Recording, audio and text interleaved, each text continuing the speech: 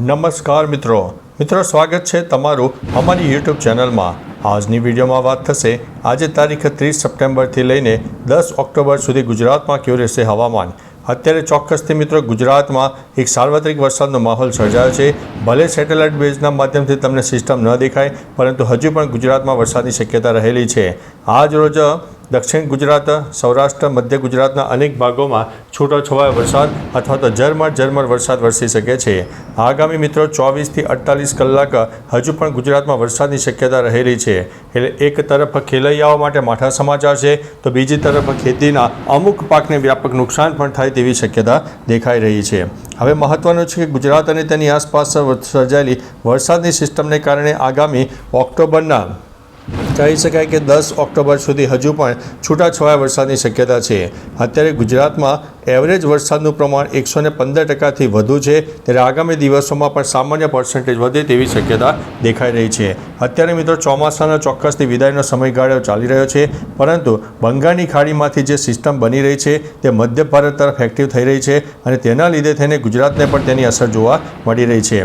આ સિસ્ટમના કારણે દક્ષિણ ભારત હોય, મધ્ય ભારત હોય અને પૂર્વ ભારતના અનેક જિલ્લામાં હજુ પણ આગામી 10 દિવસ વરસાદની શક્યતા છે અને આ સિસ્ટમને કારણે ગુજરાતમાં પણ 10 ઓક્ટોબર સુધી છૂટોછવાયો વરસાદ થઈ શકે છે।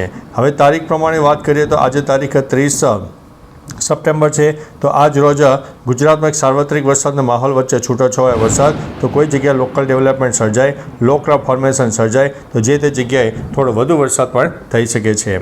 ત્યારબાદ મિત્રો તારીખ આગામી 1 ઓક્ટોબરની વાત કરીએ તો 1 ઓક્ટોબરે સૌરાષ્ટ્રના દક્ષિણ અને પશ્ચિમ તરફના વિસ્તારો સહિત અનેક ભાગોમાં વરસાદની શક્યતા છે।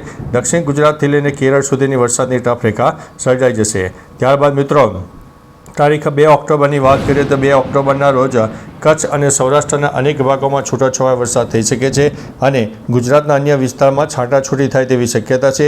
ભલે અહીંયા આગળ તમને સિસ્ટમ ન દેખાતી હોય, પરંતુ આગામી દિવસોમાં હજુ પણ એક સાર્વત્રિક વરસાદનો માહોલ પણ ઊભો થઈ શકે છે। ત્યારબાદ મિત્રો તારીખ 3 ઓક્ટોબરની વાત કરીએ તો કચ્છ અને સૌરાષ્ટ્રના પશ્ચિમ તરફના વિસ્તારોમાં વરસાદની શક્યતા રહેલી છે। નવી સિસ્ટમ સક્રિય થશે જે મધ્ય ભારતને અસર કરશે અને આગામી દિવસોમાં ઓક્ટોબરના પ્રથમ 10 દિવસમાં ગુજરાતમાં ફરીથી એક વરસાદનો રાઉન્ડ આવી શકે છે। ત્યારબાદ મિત્રો તારીખ 4 ઓક્ટોબરની વાત કરીએ તો 4 ઓક્ટોબરના રોજ મધ્ય ભારત એક્ટિવ રહેશે। ગુજરાતમાં એક વાદળછાયું વાતાવરણ છે ધીમે ધીમે હટવા લાગશે અને એક અપર ક્લાઉડ ફોર્મેશનનો નવો માહોલ સર્જાઈ જશે। બીજી તરફ મિત્રો તારીખ 5 ઓક્ટોબરની વાત કરીએ તો 5 ઓક્ટોબરના રોજ ઉત્તર ગુજરાત હોય, મધ્ય ગુજરાત અને દક્ષિણ ગુજરાતના અનેક ભાગોમાં છૂટોછવાયો વરસાદ થાય, કારણ કે બંગાળની ખાડીની બની રહેલી નવી સિસ્ટમનો ઘેરાવો ઘણો મોટો છે, જે દક્ષિણ ભારત, મધ્ય ભારત, પૂર્વ ભારત અને પશ્ચિમ ભારતના અનેક જિલ્લાઓને પ્રભાવિત કરી શકે છે। ત્યારબાદ મિત્રો તારીખ 6 ઓક્ટોબરની વાત કરીએ તો 6 ઓક્ટોબરે એક સાર્વત્રિક વરસાદનો માહોલ સર્જાશે। શરદ પૂનમનો દિવસ હશે। શરદ પૂનમના દિવસે પણ છાંટાછૂટી થાય અને એક સાર્વત્રિક વરસાદના માહોલ વચ્ચે સૌરાષ્ટ્રના અનેક ભાગોમાં છૂટોછવાયો વરસાદ, તો કોઈ જગ્યાએ મધ્યમથી વધુ વરસાદ થાય, જ્યારે કચ્છ, ઉત્તર ગુજરાત, મધ્ય ગુજરાત અને દક્ષિણ ગુજરાતમાં વરસાદી માહોલ સર્જાય, કોઈ વિસ્તારમાં છાંટાછૂટી થાય તેવી શક્યતા છે।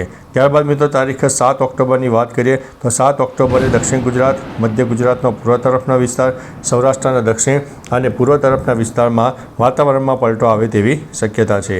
ત્યારબાદ મિત્રો તારીખ 8 ઓક્ટોબરની વાત કરીએ તો 8 ઓક્ટોબરે પણ મધ્ય ભારત, દક્ષિણ ભારત, પૂર્વ ભારતના અનેક જિલ્લાઓ પ્રભાવિત થાય, સૌરાષ્ટ્રના દક્ષિણી પટ્ટામાં સામાન્ય વરસાદી માહોલ જોવા મળશે। ત્યારબાદ મિત્રો તારીખ 9 ઓક્ટોબરની વાત કરીએ તો 9 ઓક્ટોબરે મધ્ય ભારત, દક્ષિણ ભારત, પૂર્વ ભારતના અનેક જિલ્લાઓ પ્રભાવિત થાય, જેના લીધે થઈને આગામી દિવસોમાં વરસાદ જોવા મળે। ત્યારબાદ મિત્રો તારીખ 10 ઓક્ટોબરની વાત કરીએ તો દક્ષિણ ભારત સહિત પૂર્વ ભારતના પણ અનેક જિલ્લાઓ પ્રભાવિત થઈ શકે છે। 11 ઓક્ટોબરની વાત કરીએ તો 11 ઓક્ટોબરે પણ દક્ષિણ ભારત અને પૂર્વ ભારતમાં વરસાદી માહોલ, ગુજરાતમાં એક વરસાદી માહોલ દૂર થશે, તાપ તડકો ઉગાડ નીકળે, વરાપનો રાઉન્ડ આવે તેવી શક્યતા છે। 12 ઓક્ટોબરની વાત કરીએ તો દક્ષિણ ભારત, પૂર્વ ભારત એક્ટિવ, બંગાળની ખાડી સામાન્ય એક્ટિવ, પણ છૂટોછવાયો વરસાદ થાય, ગુજરાતમાં વરસાદની શક્યતા ખૂબ જ નહીવત છે। 13 ઓક્ટોબરની વાત કરીએ તો 13 ઓક્ટોબરના રોજ પણ દક્ષિણ ભારતના અનેક જિલ્લામાં હજુ પણ વરસાદની શક્યતા રહેશે અને ધીમે ધીમે ચોમાસું એક વિદાય લેશે અને ગુજરાતના અનેક વિસ્તારમાંથી વિદાય લે તેવી શક્યતા છે અને ધીમે ધીમે એક ગુલાબી ઠંડીનો માહોલ તારીખ 12 ઓક્ટોબર બાદ જોવા મળે તેવી શક્યતા દેખાઈ રહી છે। મહત્વનું છે કે ચોમાસાના વિદાયનો એક છેલ્લો વરસાદનો રાઉન્ડ જોવા મળી રહ્યો છે અને આગામી દિવસોમાં જો બંગાળની ખાડી એક્ટિવ થાય તો પણ વરસાદી માહોલ જોવા મળે, પરંતુ હાલ કોઈ મોટી સિસ્ટમ આગામી તારીખ 13 તારીખ બાદ દેખાતી નથી. એક સામાન્ય સિસ્ટમ તારીખ 14 તારીખની આસપાસ બંગાળની ખાડીમાં એક્ટિવ થાય અને જો તે આગળ વધશે તો તમામ પ્રકારની માહિતી અમારા વિડીયોના માધ્યમથી તમને આપી દઈશું. બાકી મિત્રો, તમારા વિસ્તારમાં વરસાદનું પ્રમાણ કેવું છે? વાદળછાયું વાતાવરણ હોય અને અનેક જગ્યાએ વરસાદ થયો હોય તો તમારા જિલ્લા સાથે માહિતી આપતા રહેજો. તો ચાલો મિત્રો, ફરીથી દેશ